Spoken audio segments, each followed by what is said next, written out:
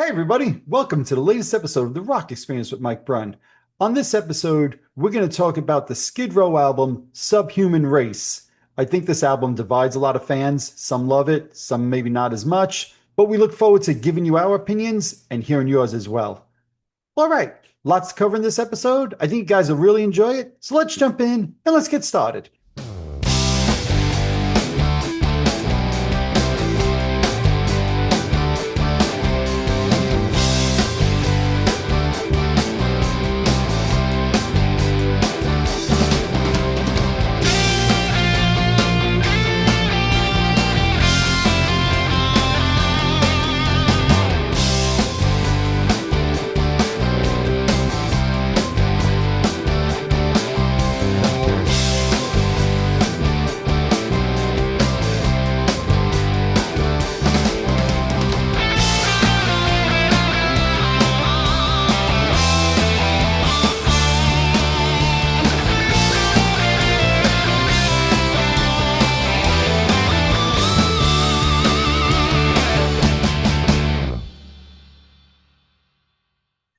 Hey, everybody. Welcome to the latest episode of The Rock Experience with Mike Brunn. Today, I'm excited to have with me not one, but two LaRusses. Please welcome Pete and Vincent. How you guys doing? Oh, man, I'm in for a treat with two LaRusses on a Sunday morning. Well, thanks for having me again, Mike. Oh, I'm so glad, Pete, that you're back. I know it's been probably over a year since we've done one of these. Yeah, right? Look, it didn't take 3 years this time. So That's right. That's right. And we have been talking about doing this episode, I feel like, for about 3 years. Yeah. I should preface that I did choose the record that we're going to talk about, and this was way before all this new news about Sebastian Bach and his latest issues with somebody. I don't know about those. Go ahead, Pete. Why don't you share that then with your brother? Some of his latest issues. Oh, you're not aware of that? Oh. He had a recent altercation with a woman in the crowd before his set. It was like one of these I think it was like a festival show. Yep. I don't remember the location or anything like that, but it was a festival show. He was playing as part of this show, and a fan came up to him, and he was with his wife, and the fan asked for a hug, and this apparently was just something you shouldn't do in front of him and his wife. So he didn't give her the hug, and then apparently while he was on stage, and this is from what I've seen from other YouTube posts and whatnot, she was giving him the middle finger while he was playing. Ever. So, then he started calling her a bitch right there on stage, and get her the F out of here, and got her kicked out of the show, and so that made the rounds on social media and all. Apparently, just not to you.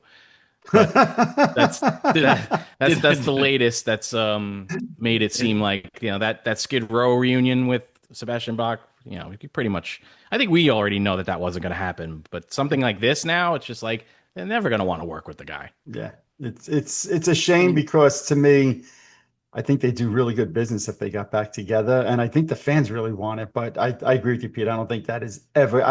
I think hell will freeze over, to quote the Eagles here, before that ever happens. What were you going to say, Vin? Did I cut you off there? No, I didn't even know like how, what kind of condition he's in these days as far as vocally. And then I, just so happened, like haphazardly saw he was on, what's that show? The Masked Singer or something like that? Yeah. Oh, yeah. I don't remember what songs he did, but it was surprisingly good. And supposedly that's all live. Mm-hmm. Like, they sing with this freaking costume, whatever. So yeah, look, I saw Sebastian Bach last year, I think, in concert, and he sounded good. Obviously, you would never have mistaken him for Sebastian Bach 1989, but he still sounded good. And I've seen Skid Row in recent years also, and musically they sound fine as well. But they're never getting back together. Never, ever, ever. Yeah, I know. You always hear the never say never. No, that one's a never. That one's a never. I think that one's an absolute never. It's not going to happen. Never. So obviously we're talking about Skid Row, and Pete, the album you chose, do you want to go ahead, say what album it is? Say and show. Oh, look at that. Say and show. And tell. Show me, don't tell me. Subhuman Race, for anybody who doesn't know that album cover. Yeah. released in 1990, I think March of 1995, if I remember right. Right. So before we jump into the record itself, oh, and the CD, nice. What? Next, he's gonna have Sebastian actually walk in his apartment. That's Yes, yes. right. Sebastian, yeah, you. Come on in. Yeah. Well, what made you choose this record without giving away your overall opinion on the album? Well, for one thing, I was curious if my brother had ever heard it because I would assume, it was over my head at the time. I didn't really pay attention to what Skid Row was doing in 1995, so I had, the assumption that maybe my brother wasn't even, aware of it or even gave a shit about it. So I thought for one thing that would be a good reason. Hmm. Yep, yep. So now let me ask you this, Pete. Were you into Skid Row in the late 80s, early 90s? Oh yeah, yeah, Okay. yeah. I was into Skid Row. I saw one of the shows that we talked about in our top 10 favorite shows Mhm. that we've attended was when I saw Skid Row open for Guns N' Roses a few months before the Use Your Illusion albums came out. Right. When I Yep. was staying in Colorado with my cousin. So yeah, I was obviously a fan already of the first two records. Yep. Yep. And Yeah, then obviously we saw Skid Row at Giant Stadium with Bon Jovi, right? I'm sure you remember that. So to your brother's point, Yeah. did you know this album existed before your brother chose it? Um, this at this particular title, Yeah. no. I mean, Yeah. I knew all these bands had released albums like between '93. I see all these bands like the Motley Crues and Hmm. whoever, but and I could have sworn you had told me at some point, but I could have gotten this confused with Warrant that you Hmm. had liked one of those like early '90s records. I Yep. wasn't sure if it was this one or something else. Yeah. No, I Um, was big into the Warren albums in the 90s, Belly to yeah, Belly and Ultraphonic, Ultraphobic, whatever it is. Phenomenal records, phenomenal. yeah. But continue your thing, and then I was going to ask you a few questions. So go ahead. Yeah, so I really didn't. I never heard a song Right. from Okay. So, any from this album at all. yeah. So of I the was I three. was I was too I was too busy listening to the Cardigans. I think at this time, you know. So that's exactly where I wanted to go with this, Yeah, right? So yeah, this came out in March of 95, right? So yeah. put your mindset now in 1995. I'll just rattle off a few bands. Both of you say if whether or not you were listening to these bands. Let's start with some of the alternative grunge type stuff.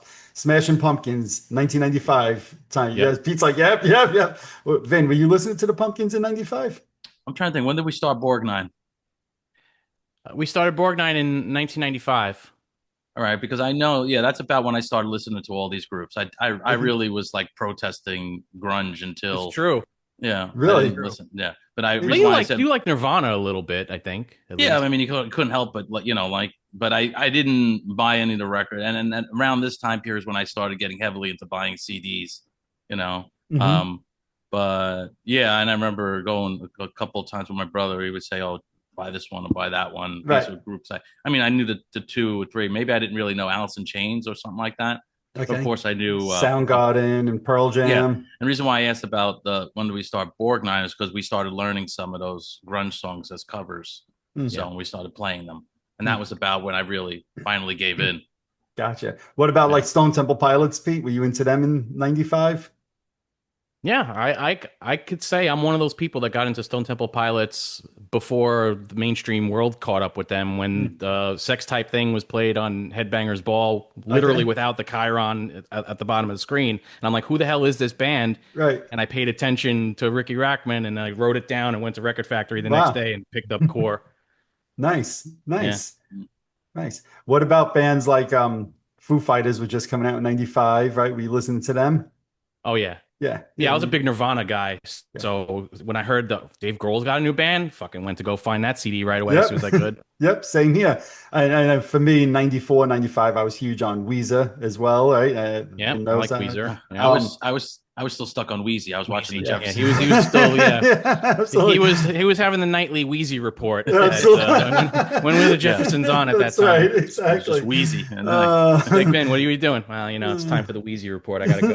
That's right. yeah. So, but what about like the hair metal stuff? And I use that term hair metal, so stuff Mm. like, Vin, you mentioned like Warrant was putting out albums, and I was still buying all those albums. Were you guys buying anything from like Cinderella or a Tesla or a Dokken or even Bon Jovi putting out new albums? No, Pete's like, If it nope. was if it wasn't Kiss, I really was not really buying any records by these bands. And I Wow. admitted it on the Warrant episode, like where Yeah. my mind was at that time. Yeah. So Yeah. yeah, the Yeah. Skid Row album came out, like I knew about it, but I had no interest. Interesting. What about you, Vin? I Yeah. don't remember. I mean, the only thing I really remember buying at that time was whenever that Aerosmith album came out. Was it Get a Grip? Was that 92 or 90, 93? 93. 93. Yeah, 93. Yeah. And I bought that one. That one I bought. Mhm. yeah, and whatever Van Halen, what was Balance that? or For Unlawful Carnal Knowledge? Which one? Yeah, Phone Lawful Column. Or was That's that 80? That was 92? that's 91. 91. Carnal Mhm. Knowledge was 91. Balance was Yeah. 94.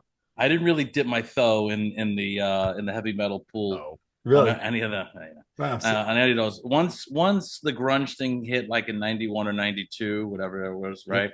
I really kind of bowed out of, and then it's like, what did I listen to for those 3 4 years? And Hmm. it was really I don't, I mean, other than as I've said before, the Chili Peppers, where I started getting into that style of, Right. and then there was, what were some of those other bands? Um, REM, I think, was popular at that no, it was time. like the Chili Peppers. It was oh God, I don't remember them. White something or other. Not White Lion. Oh Jesus, No idea who you're talking about. I don't know either. I just remember having the cassette. It wasn't White Okay. Zombie. I know you weren't listening No, to no, fucking no, White no. Zombie. No, they were like a funky kind of. I And don't that wasn't remember. White Trash. They had that one hit. Maybe it was White. Maybe I had that cassette. I I don't had know. it for a Yeah, little maybe it was while. something. Yeah. Oh, Rage Against the Machine. Oh yeah, Hmm. you were a Listening big to- Rage guy. Yeah, Okay. yeah, I like that. I was, That yeah. one surprised me back then. I was like, yeah, you like this? Because Right, I didn't yeah. think that would be like in your wheelhouse back then. Well, I liked it because it had like a funk element in the riffs and stuff like that. I like anything that's really riff based. But Right, right. yeah, Yeah. No, so I mean that's what's funny is like to me. So I listened to all those grunge bands, the Stone Temple Pilots and Nirvana, and I was into Weezer, I was into Green Day at this time. But then I was also yeah, buying the new Motley Crue album, the 1994 album I bought when it came out. I was buying those Warrant albums we were talking before. Cinderella Still Climbing, I bought when it came out. Kix put out an album in 1995, Show Business. I bought that the day it came out.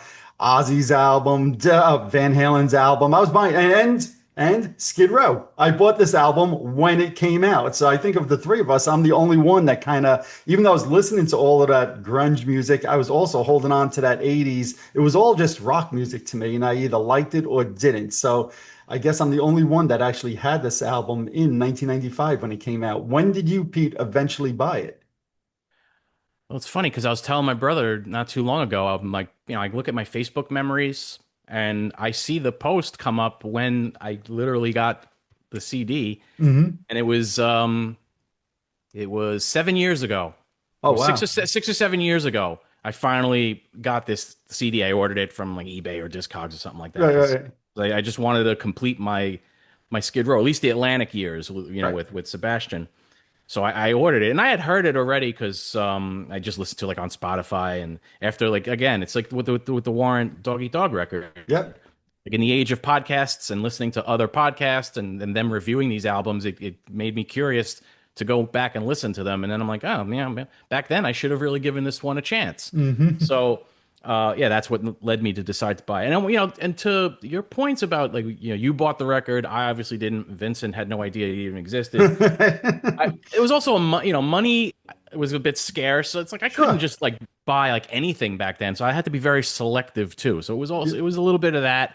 But of course, like I admitted in the Warren episode, with where I was at the time, it was just like Skid Row wasn't really at the forefront of my mind as Yeah. like an important band to me anymore. Yeah, no, Yeah, no. because of I where my held head on was to at. all of those 80s bands as long as Yeah. possible. I mean, I think all through the 90s, I supported all of those bands, even though I was like one of the few people that did, but I That's still great. bought every one of I those wish I records. did. I wish I did. I wish I kind of stuck to my, to my guns and stuck to my, stuck to my ground, whatever you want to call it, and just stayed the course with all those bands through, even when I was playing heavier music and listening Mhm. to heavier music. Who Yep. cares? I mean, Right. nowadays I could do it, and it's like I don't even give a shit. Right, of So course. Oh, well, we're older, we're more mature, whatever. yeah, But that's why I was kind of excited when you chose this record because obviously I knew it. A number of the songs I still remember as if I, heard them yesterday, but I hadn't listened to the whole album front to back in many years. So I was like, oh, I'll kind of listen to this beginning to end for the first time in a while. So I'll be curious to see what we all have to say about this. Yeah. And Vin coming in fresh and having never heard it, I'm really curious to see what he has to say. Yeah, I really want to see what he thinks of Yeah. these songs. Yeah. Should we jump in and get started? Might as well jump. All right. So, Pete, what's going to happen is I'll let you probably go last on all of these. This way, when Vin and I give our opinions, then since it's your record, you can tell us why we're wrong on those opinions. Okay. All right. Okay. All right. So Fair let's enough. start off. First song on the album, My Enemy. Go ahead, Vin. I'll let you start it off. All right, let me just do a little precursor to my start-offs. Go ahead. Right? You always like the precursor. Yeah, it's it's kind of funny when you listen to this. It's almost like I was trying to think of the best words to put it.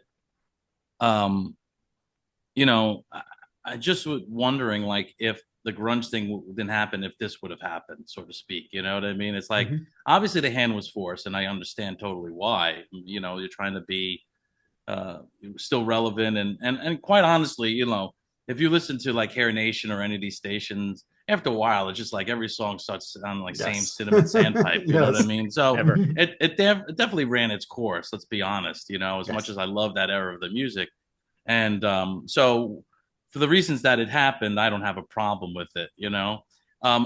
I do wish it was a little bit more natural, but this look natural. Do that. How's that? Is that natural? Yeah. But that being said, if you're gonna do it, you got to do it well, and I've always been a big fan of the Carnival of Souls, and and you hear Paul like singing not about taking girls to this and Gene taking them to the ladies' room or whatever. We're not talking about the encores after the show. Exactly. I think that's what made that album really refreshing too, listening to it. But I don't want to go off on that. So that being said, as soon as the record starts, I was like, all right, I could get into this. That's kind of what I'm expecting, because just knowing history, all right, I knew, we weren't going to start out with, I'll remember you, Right. So, but I thought this song was great. I thought it had a great riff, and I gotta say, like, to me, of this whole record, like the MVP of this record is Robert Fuss. I had no idea this guy could play like this. I actually had to check. I said, did they get another drummer? Right. Did they get Glenn Drummer? I mean, like, Glenn Drummer. But yeah, his drumming is fantastic on this record, and I think that's one of the things I enjoyed the most. And I'll get to what I enjoyed the least on the record. But yeah, the great riff and great drum. I gave this song a 6.7. Wow. All right. So, and let's say this before we even go any further, right? So, and I've said it on other episodes, we rate 0 to 10. I don't think we've ever rated a song a 0, but there is always an option for that. You didn't even read my body? I think Boomerang we gave 1s, if I remember right. So if we didn't get Boomerang 0s, I don't think anything will ever get a 0. I'm a little disappointed that Read My Body didn't get a 0. I mean, maybe I'll go back and revisit my rating on that one. Zero, negative 0.5. Yeah, there you go. But so 0 to 10, 5 being the middle is average. Anything 7 or above, we always say is you get into your upper echelon type songs. Obviously, not every single song is going to be a friggin' Stairway to Heaven with a 10 out of 10 type of thing. So anybody who says every single song is a 10, to me, that opinion really doesn't mean a whole lot, because now you're just saying everything is equally as great as everything else. So 0 to 10. Vin, what'd you say that your rating for this one was? 6.7. 6.7. Nice. So just underneath that, getting into the upper echelon type songs. So, I agree with what you said, Vin. I like the riff in this song. When the song starts and the album starts, Sebastian's singing in like a deeper voice. And quite honestly, even listening back to it now all these years later, I'm like, damn, that barely even sounds like Sebastian to me at first. Then eventually it kicks in and the chorus, it comes in and it's obviously Sebastian. I've always thought, for me, that the chorus on this song was just okay, though. Like, I love the riff, but the chorus really never does a whole lot for me. I never really loved it as an opening song on the album. I understand why they put it there. It is that heavier sound, and it definitely tells you, hey, this is not going to sound like our debut album, and it's not even going to sound like Slave to the Grind. But I just always felt it was an average song, so I'm going to go with a 5 on this one. So, Pete, now tell us why we're wrong. Well, right, maybe. Who knows? I gave a good rating. Well, maybe who knows? Go ahead, Pete.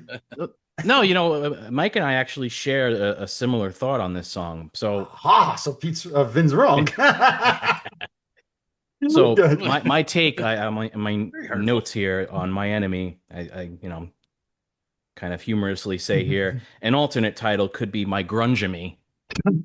Yeah. Because really, just as soon as it starts, Yep. it's like Mhm. Soundgarden Fest Yes. happening here. So, despite that, I say it's still a fairly solid opener, and similar to what I said about Machine Gun opening up Warrant Dog Eat Dog, this album opener is definitely an immediate signal. This album will not be anything like the self-titled debut and Slave to the Grind. Yep. So my rating is a 6.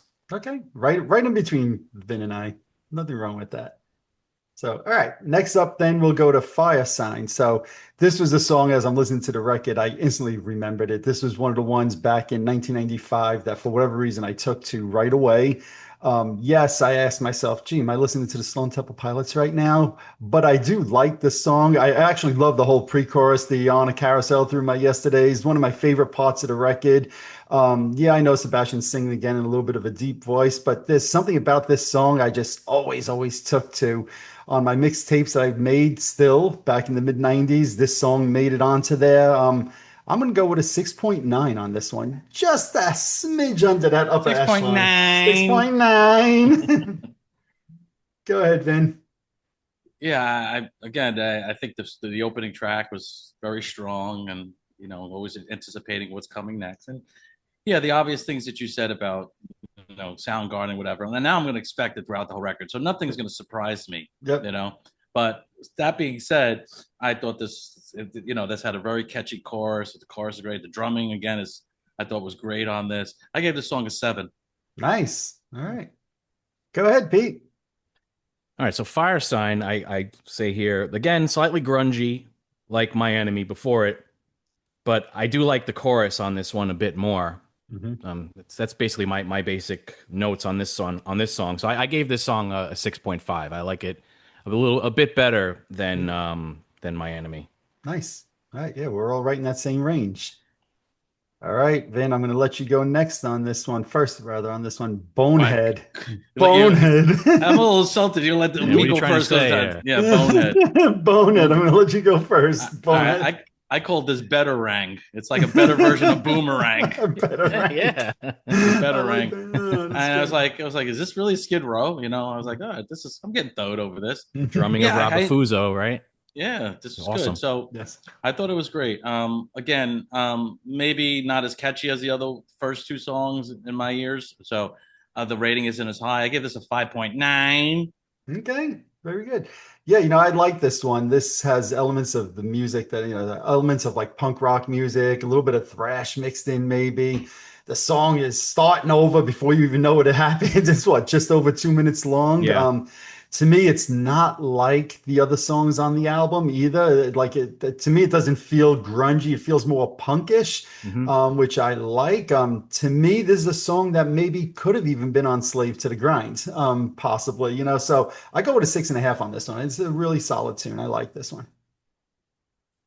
Go ahead, Pete. The floor's yours. Yeah. For Bonehead, I said good, quick punk rock metal track to pick things up a bit after the first two tracks. And I give this one a 6.8. Yeah. Nice. Again, it's Okay. just the album just elevates, keeps Yep. elevating. Yep. Nice. Nice. Well, we'll see if we agree with that comment as we go along, right? Yeah, So true. Vin's like, not so sure. So, all right. Beat yourself blind. I guess I'll go first on this one. Yeah. Not a fan of this one. We're back to that grunge feel, which is Yeah. fine. To me, the verses just they lack a hook, and that's one of the things. Like I feel like sometimes on this album, they went heavy just to be heavy, and they kind of lost their feeling for some hooks sometimes. And this is certainly one of them. That damn chorus of just repeating "beat yourself blind," not good. It feels a little bit obnoxious to me.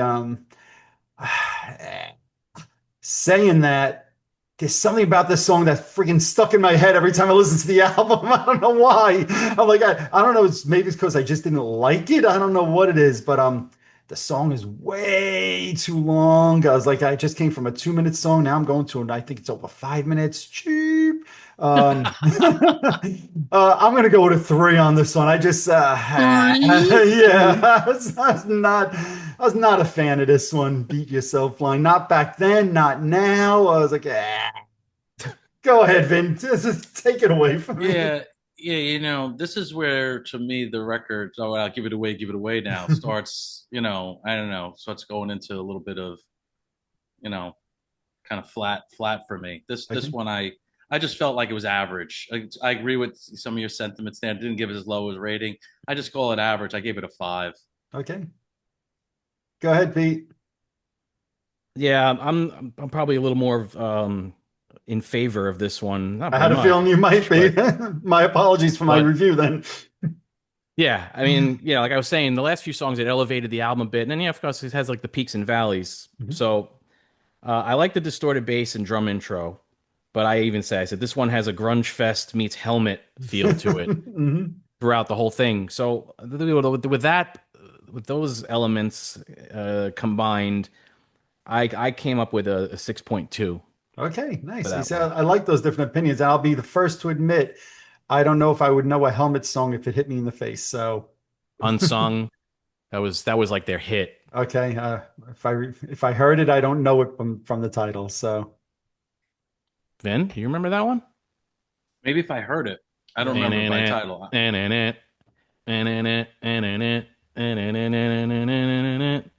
Is that first, Maniac at by first, Michael at Sembello? first I thought you were singing Led Zeppelin's song. Yeah. No, Nah, nah, nah. the riff isn't familiar, huh? No. It sounds familiar-ish, but yeah.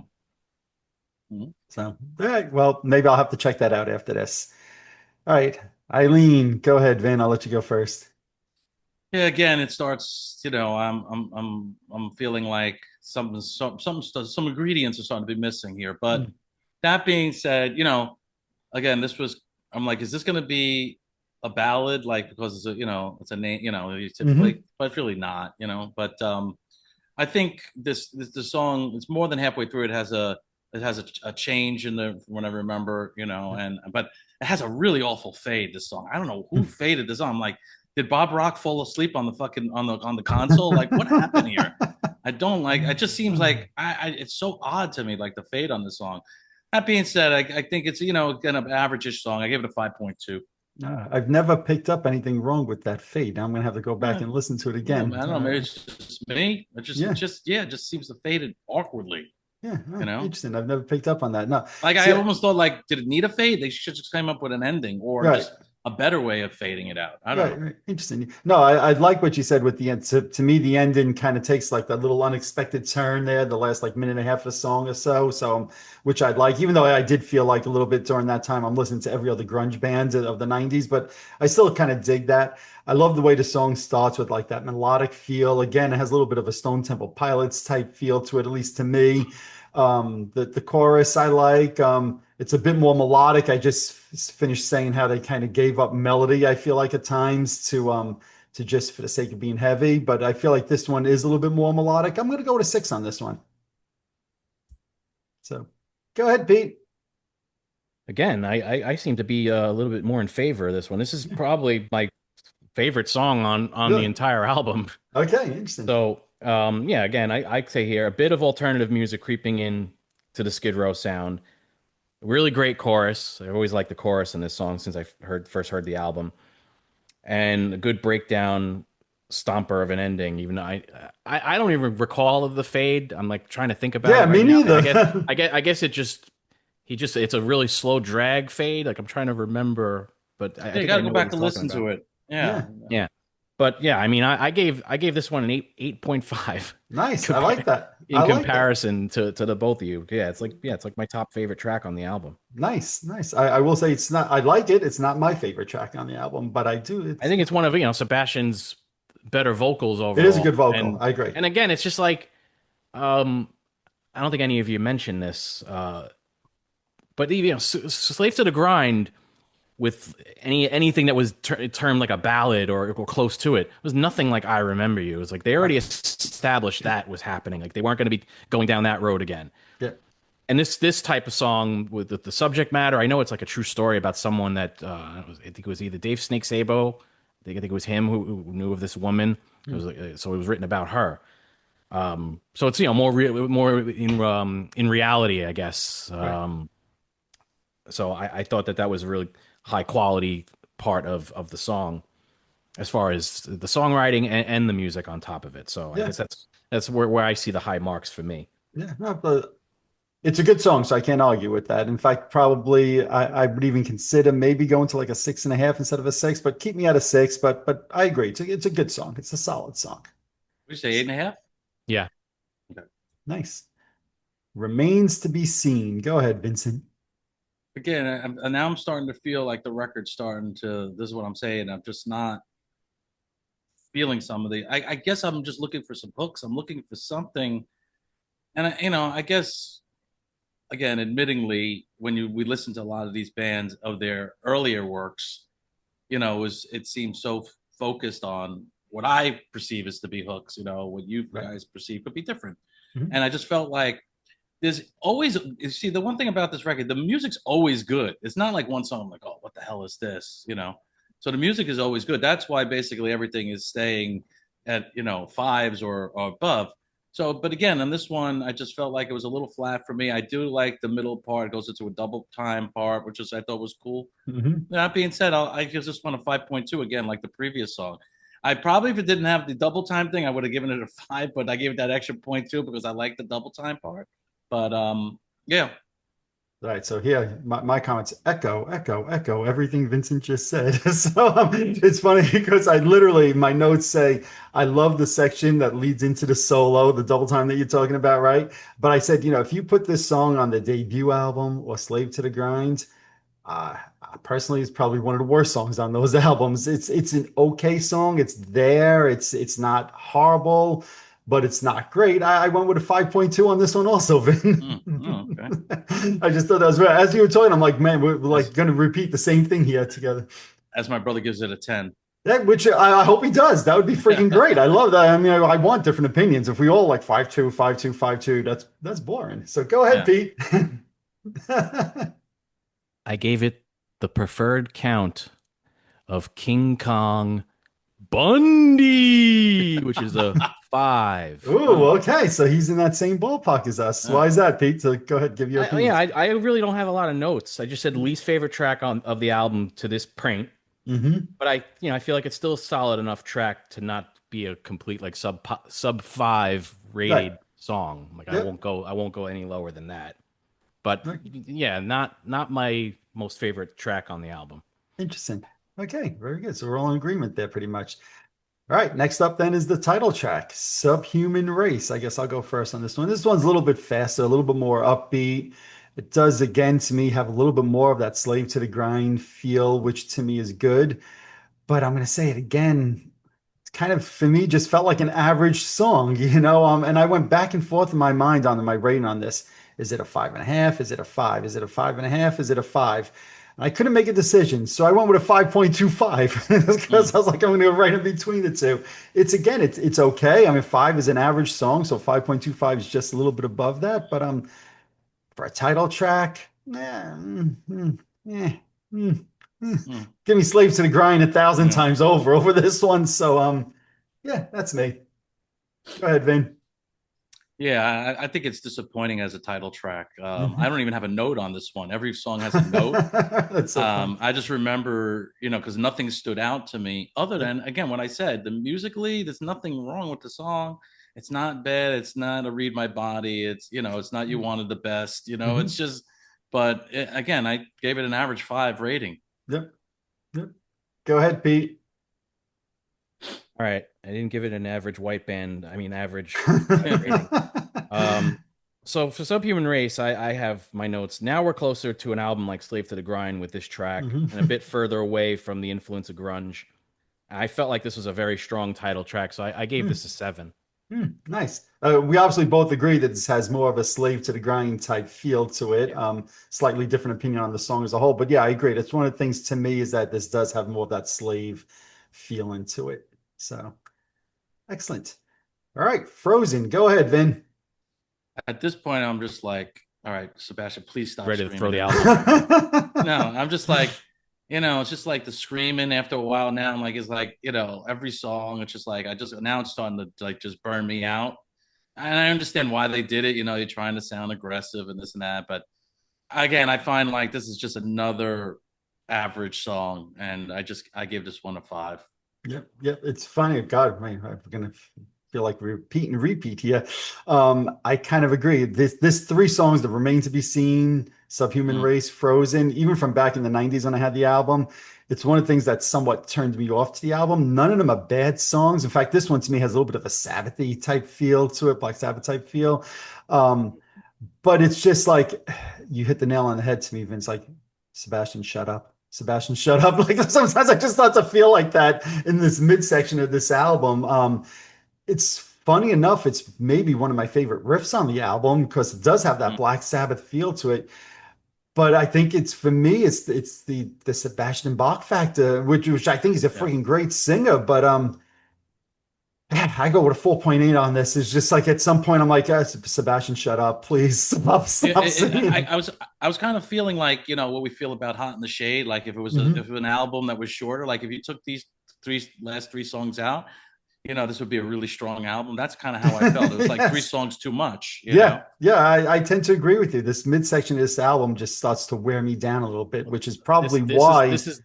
Go Oh, ahead, sorry. Pete. Go ahead. No, I was gonna say it's probably why I haven't listened to it front to back in 30 years. Even though I knew all the songs, but it just wears me down after a while. But go ahead, Pete. What were you gonna I was say? going to say that, and put it into context. This is at the time where they're trying to just put anything to cover an entire CD. Like Yes. the Chili Peppers, I feel like the Chili Peppers Mm, started that trend with Blood Sugar Sex Magic, and it's like so many bands are like, okay, now we got to just cover the entire density of the CD. So these albums, maybe they're definitely a little more long-winded where they Mhm. didn't really necessarily have to be. Yep. yeah. So for Frozen, yeah, I mean, I think we're right back to the influence of grunge with this track. Most fairly solid overall, but I gave this one 6.2. Okay. Nice. All right. Okay. Then that brings us to Into Another. Go ahead, Vin. I'll let you go first on this one. I'm just like, oh, thank God, some relief now. I'm like, oh, this is good. Now I'm back. Now I'm back. You got me back in. Yeah, Mhm. I think this is a strong tune. I like this one. Again, I felt like as I kind of hinted before we talked about the last 5 songs, that it was kind of starting to level out. But this one I gave a 6. I thought this was a good tune. I enjoyed this one. Yeah, I mentioned before that some of these songs did make it like onto mixtapes. I put it together in the mid 90s, and this is one of the songs that made those mixtapes. Mm, Like you said, Vin, it's kind of nice, like, good, I'm not getting another freaking grunge fest screaming Sebastian. It's a nice yeah, melodic song. I yeah, love the chorus on this, the whole show me a sign part. yeah. It's one of my favorite parts of the album, actually. Mm, So I really, really dig this song. To me, it's aged well. It's a song that if I went to see Sebastian next week and he was doing this, I'd be thrilled. I'm gonna go with a 6.8 on this one. nice. Yeah. Yeah, for Into Another, it's just like I feel the same as my brother. We had the peaks, the valleys, kind of hit a lull with the Yep. last track, and then things really pick up. So Into Another, my notes are another one of my favorite choruses on this album. To your point, Mike, Yep. with really great main verses, good vocals by Sebastian.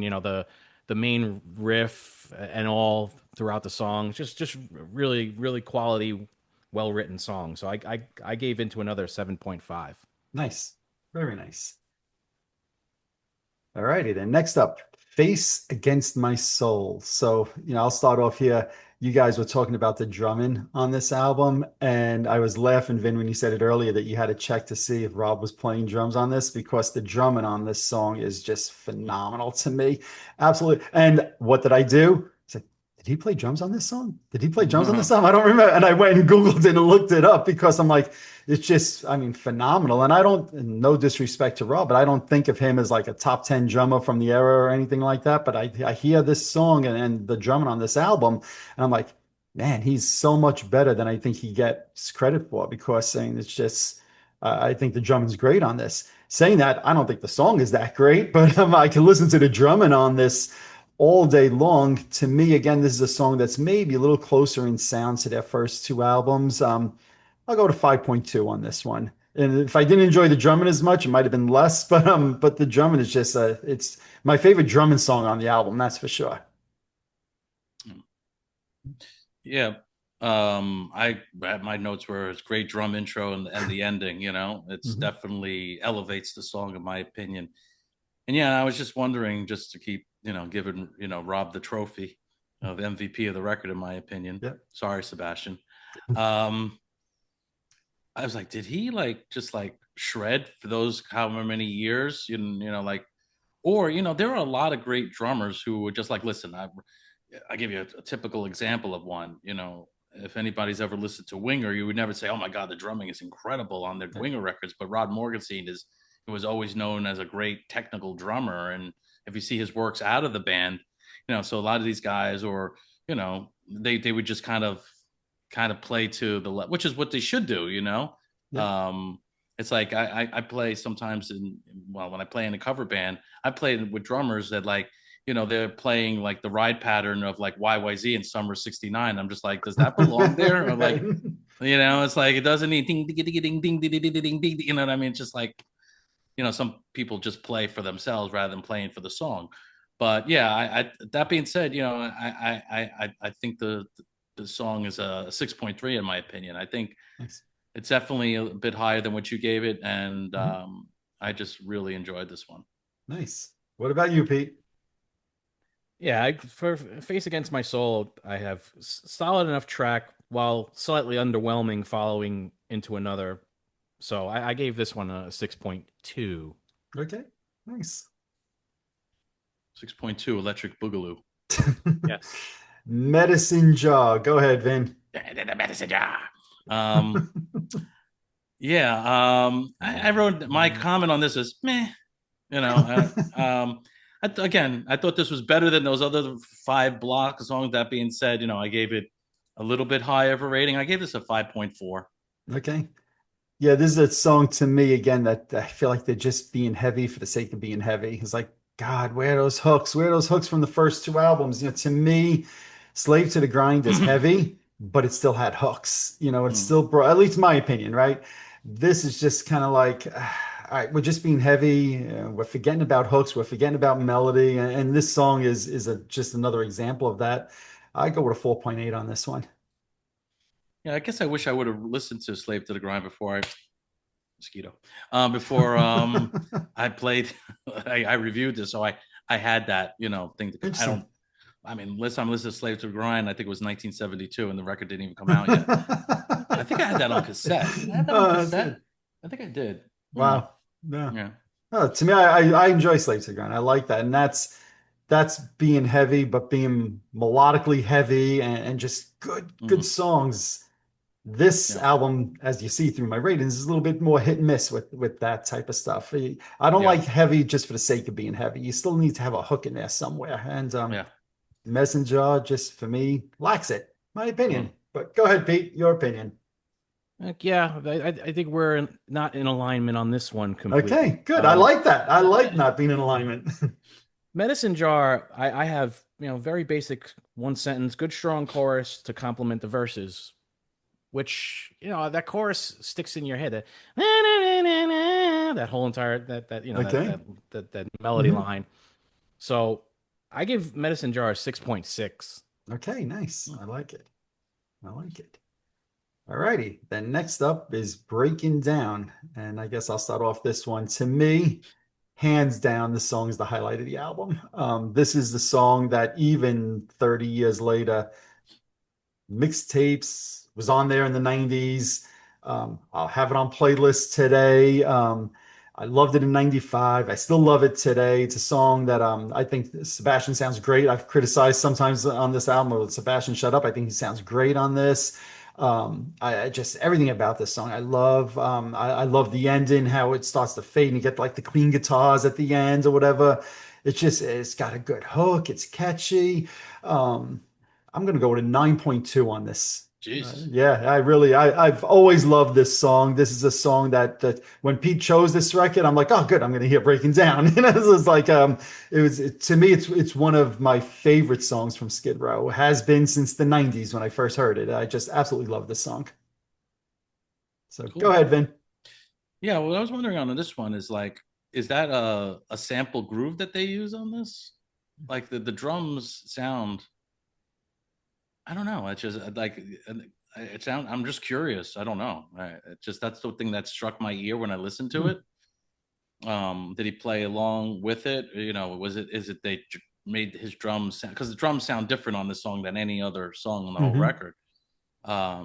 I think it's a good song. I'm not going to go as high as you. I gave it a 6, but Hmm. I thought this it was another song where it's like, oh, this sounds a little refreshing from the record because Right. of the elements you said, the clean sound at the end, the Yeah. drums. So yeah, I enjoyed this one. Yeah. I even like when the drums come in, to your point, Ben, like we've been complimenting Rob's drumming on this album, but even when the drums first come in, it's like just a very simple drum fill. Boom, ba, ba, boom. And it's like, yeah, it doesn't sound like he's overplaying to the song, and it fits so perfect. It's just another element, as simple as the drumming is, it's another element of the song that I really like. So go ahead, Pete. Where do you stand on this one? Alternative Skid Row. Once again, Okay. this one also has a strong chorus, and I believe this might have been a hit for a really like a full-fledged alternative band of that Mhm. time. Like you name one of them Yep. that was really huge at the time doing that particular sound. Like Mm. I think of like I don't know Live, like a band like Live, or I mean they weren't a grunge band, but No.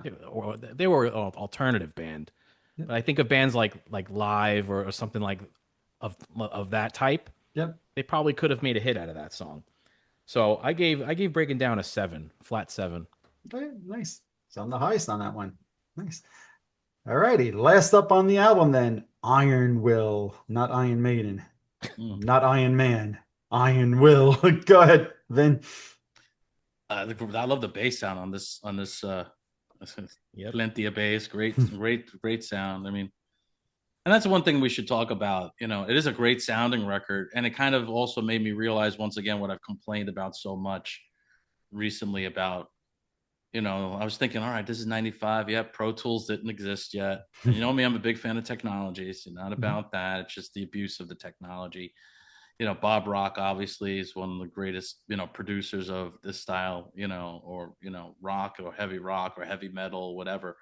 The album itself just has a great sound. It's really well produced. Um, so that being said, Iron Will, I gave it a 5.5. I think it's a good song. Not you know great, but and you know the thing I would say about all this, you know, obviously I'm the one who never heard the record. You know, I did my you know whatever you listen to something 12 times, you know whatever it is. You know, I get my title, which is not title like title of a song, TIDAL, which is like my Spotify, and I get my Wheezy report at the end of the month, Hmm. and like Skid Row is on the top of the most listened. So I can always prove that when people say, "Well, did you really listen to the record?" Look at the numbers compared to the other artists I listen to. I think honestly, you know, if it wasn't the first time I heard this record, maybe some of these ratings would be higher. Although that 4 block song in the middle, I don't think I would ever change, quite honestly. But some of these other songs, like maybe this one, I might elevate. But yeah, I give this a 5.5. Yeah, this is another one for me that's it's okay, it's a heavier song, but it's like, all right, let's get this album over with. It's not a bad song, but it never really wowed me even from back in the '90s. And now that we're at the last song, and I'll say this, I'm going to give this one a 5, but now that we're at the last song, I started this off by saying how I held on to all of those '80s bands throughout the '90s and buying, the Cinderellas and the Teslas and the Kicks and obviously the Skid Row also and the Warrant. This was one of my least favorite '90s albums from an '80s band, maybe with the exception of what was it? Dokken. What was the name of the album they put out? Like Dysfunctional or something like that. That I think album's so. just, yeah, that album's horrible. I don't like that at all. I don't like that So album you're at saying I all. should buy 10 copies? Yeah, I Yeah. think All maybe right. Got it. 12. Got it. 12. All right. Got And it. I didn't love Extremes. What was it? Amazon. Waiting for the Punchline. I didn't love that one either. And then this one was right in that same bucket. Like, to me, there's a couple of great high points on this album. And the songs that I loved back in the 90s were the ones that still stuck out to me right now, whether it was Fire Sign, Eileen, Breaking Down, or Into Another. Those to me were always the four best songs on this album. And I guess Bonehead is I put there as well. But I was hoping with a new fresh listen after not having heard the album front to back, I'd be like, oh yeah, I really like fill in the blank, whatever song, or Frozen or whatever. But my opinions really haven't changed in 30 years. So I said I'll go with a 5 on this one. There's some solid songs on this album, and there's no, I think you said it very well, Vin. There's no, well, I guess Beat Yourself Blind, I don't like, but there's really no clunkers on this album besides that to me. But it just kind of lays there flat for me. It's like, come on, could we have something that's not like so in my face grunge and just heavy for the sake of being heavy? I know that that's what was in right now at that time. But when I listen to Nirvana's Nevermind, it's got different types of songs on it, just different feel. Yeah, yeah. This I think, is, I think it's an unfair comparison to of course, I'm comparing it to comparing it to one of the Nirvana. greatest Yeah. albums of all time. Theory, Yeah. So, but I understand We can that. remember But when Nirvana came out with the record, they didn't really have to compete with anything else other than do what hundred they were percent doing. fair. 100% fair. So it's all right. So let me say it this way: this album is no slave to the grind, and it's certainly no Skid Row debut album to me. I wish the final album with Sebastian was a stronger album than this was, in my opinion. And I was really, Pete, I was so excited when you chose this. I'm like, all right, I'm going to go in and I'm going to see the light after 30 years that some of those songs I thought were average or better than average. But I'm like, no, they're still average songs. They're still just average songs to me. But go ahead, Pete. I'll let you round it out with Iron Will. What do you think? Yeah, again, I'm a little more in favor of this one, and it really points to my immediate note. Rachel Bolan's signature bass sound that you basically heard immediately on "Piece of Me," going back to the first album, through the production filter of Bob Rock, is the main highlight for my ears with this song. And to me, it's a great album closer. I mean, yeah, for all the uh, blatant attempts at doing what was popular at the time, I still think it's a quality track. It's a Mhm. great album closer. So I gave it a 7.5. I don't think Nice. any of us would ever mistake this album as being the best thing that they put out, and compared to the But some first two. fans do say it is their favorite album from Skid Row. Yeah, I don't know. I don't know why that would be, because I don't think that's necessarily true. Mhm. There's certain albums like if we ever get around to talking about an album like, I mean, I'm kind of giving it away a little bit, but if we ever get around to like talking about an album like White Lion, Main Attraction, their Mhm. third album on Atlantic, that's a case where I feel like they did better than the albums that sold more and had the hits. Right. That's one case. Mhm. An album like this, no. Right. I Right. think Skid Row's best album is Slave to the Grind, for sure. Like for me, that's their I go that's back their and forth pinnacle. between those first two. I mean, to me, you can't go wrong listening to either one of those No, front yeah, to they're back. Yeah. almost like it's almost like the same synonym sandpipe. Yeah. Yep. Yep. Yep. But I yeah, know. I mean, yeah, if I'm gonna go to an album first to listen to from them, it's gonna be Slave to the Grind. The production is Yeah. a bit better than the first album, and I just I probably dig the songs overall a little bit more, a little Same. more mature. Yep. So Agreed. yeah, Agreed. And I think back to the mid 90s, we were talking about bands we listened to. And Pete, I know you'll appreciate this. I think you'll appreciate this. Vin won't have a clue what I'm talking about. But in the mid 90s, I remember listening to a band called Ash. Do you know who they are, Pete? you say No, wow. Ash? Ash, No, ASH, never Ash. never heard of them. Really? Oh, okay. So I was into them big time in the mid 90s, and I'll listen to that any day of the week over the Skid Row album. And check it out, 1977. Okay. Check out that album. To me, it's a great album. I remember listening to that all the time at this point. Even like I don't know if you know the song from Michael Sweet, "Sick of Myself." I remember, yeah, Oh, yeah, I I remember love that hearing and seeing song. the video Love, back in the yes, day. I Yeah, love that song. yeah. So in the 90s, that's the kind of music to me that I was really like listening to. Again, there's a couple of great songs on this album, but I challenge when people say that this is Skid Row's best album. I challenge, and I thought Pete coming in that you would probably say that this is their best album. I thought maybe that's why you were choosing it, but No, I I like, chose it merely for the fact that it came out in '95. yeah. It did get essentially buried. I think it was like gold record, like that's the amount of sales that it peaked Hmm. at. Hmm. So it just kind of came and went, and like I said, like it was it wasn't on my radar at the time. I knew my brother wasn't, you know, paying attention to it at the time either. So I Yeah. thought there was the interest there, similar to, you know, like album like Warrant, the Doggy Dog from Warrant, which I think is a better album than this. Agreed. I would say overall. Agreed. Yes, I fully agree. 100%. So I'll be curious to see what the viewers and the listeners say because, like I said, I've seen many people comment in the past when I post like the anniversary of this album. This is Skid Row's best album. And I'm like, what am I missing here? What am I missing here? So I'll be curious to see as we go through these, you know, people listen to this and go through this, what their opinions are. What are some of the best songs? What are the worst songs? I think I actually, if I'm not mistaken, tell me if I'm wrong here, Vin.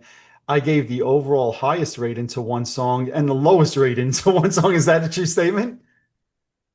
Um, Did anybody go higher than yes. a 9.2 on anything? No. No, right? No. And I No, don't you're think right. anybody gave any threes like I did either. So My highest was No. 8.5. when No. which song was that, Pete? Eileen. Eileen. Okay, No. yeah. And what was your highest rated, Vin? 7. On which song? Fire Sign. All right, well, at least you guys are rating the good songs on the higher ratings, so I'm happy about that. What was our overall, Vin, on the average? And you know, you have to do it to you. Did you divide by the right number of songs? Ever. Oh. Ever. Yeah. Yeah, so my overall rating was a 5.7. Yours is a 5, Mike. Yours is a 5.67. So it's That's so rounded funny. off. Uh-huh. It's about a 5.7. And Pete's is a 6.7. Okay. So his Damn. is like a full So parent. close to the number of the based. Yeah, yeah, A full point higher than both of us. yeah, So you actually overall had a higher rating than I did by a 0.03, which is yeah, that's interesting. That's yeah. well, that's because I have a 3 mixed in there. So that But you also have a 9. I also have a 9. That's true. Yeah, That's so- true. That's true. Yeah. So yeah, I'll be curious to see, like I said, what the fans have to say. Anything else, Pete, about this record that you want to make sure that we cover or discuss before we wrap up? No, I think we covered everything. I mean, I know it was how long was the distance between the Motley Crue self-titled and this one? They were both done by Bob Rock, right? Yeah, the Motley Crue obviously is 94. What Yeah. month that was? I think it was like August of 94. Vin, maybe you could check and see if I'm right with that, but I want to say it was August of 94. Okay. And then the Skid Row was March of 95. That's a great point, Pete. I never thought about that, like how back to back like that these albums were. Yeah, and kind of similar comparisons or similar accusations. You know, Motley was going for the March. grunge thing, and Yeah. Yeah. So March of 94. so they're a year apart from each other. Yes. So Pete, without obviously going through all the Motley Crue songs, do you have the Motley Crue album, the 94? not in '94, but again later on. I do have it now. I have an original '94 CD, and I think that album is actually really good. Yeah, I think, in fact, I was very surprised to see recently Nikki Sixx had positive comments about that record again, Yeah. which, you know, he's been very negative about it for decades. So he was like, oh, it's a good album. I even really like Hooligan's Holiday. I was like, wow, okay. You know, I'm shocked to see It's got him the say word something. hooligan in it. How It's can you got not the word like it? hooligan. Exactly. How could it not be great? Yeah. Vin, are you Peter, familiar? started the standard with Hooligan. That's right. Agreed. Vin, are you familiar with that Motley Crue 94 album? Never at all? heard a note. Never. Oh, I think we might have another one that we have to do. Never heard a note. Never heard. Wow. Okay, that's interesting. I'm telling you, I tuned out at this point. Yeah. These albums. Yeah. Yeah, many Motley fans are wanting that one to finally get its reissue on vinyl, and Yes. so I think we hit on definitely overdue. I think they should give Karabi his respect. He was there. He did Yes. he did what he had to do at the time. Yeah. Obviously, there's a fan base that does appreciate that album. So Yes. And I'll say this, Motley's lack of success at that time was not probably because I think if Vince Neil was in the band, the album would have sold equally as poor because this music was just not in at that time. So but Pete, I think we found something that we might have to do with your brother here since he's never heard a note of the album. Not one. Oh, yeah, we could do that. Interesting. So, all right. Well, this was a blast, fellas. Pete, I want to thank you for choosing this album. I love that we had some different opinions on this. Like, I'm really curious to see what other people have to say about this. If you think this is Skid Row's best album, I want to know why you think that. Well, don't just say, "Oh, the song's good." What specific songs you think is better on this than "Slave to the Grind" and the debut? I don't think anybody would say any of the albums after this is better than that, but you never know. But I'm really curious to see what people have to say. Vin, anything else before we wrap up that you wanted to mention? No, I did enjoy, this exercise and listen to the record and kind of seeing what I missed. There you go. All right. Well, then on that note, everybody, thanks for watching. Thanks for listening as always. Leave your comments in the section below. We'll look forward to them. Until then, peace out, everybody. Peace. Alrighty, there you have it. Our thoughts and our comments on Skid Row's Subhuman Race. We look forward to reading and seeing all of your comments as well. As always, all opinions are welcome as long as you're respectful, and we look forward to seeing and reading all of them. If you're watching this on YouTube, hit that subscribe button below. If you're listening to one of my podcasts, subscribe over there as well.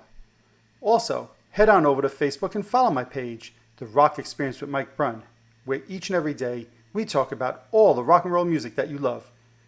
You could also follow me on Instagram and Twitter as well. That's it for this episode. Thanks for watching. Thanks for listening. See you all next time.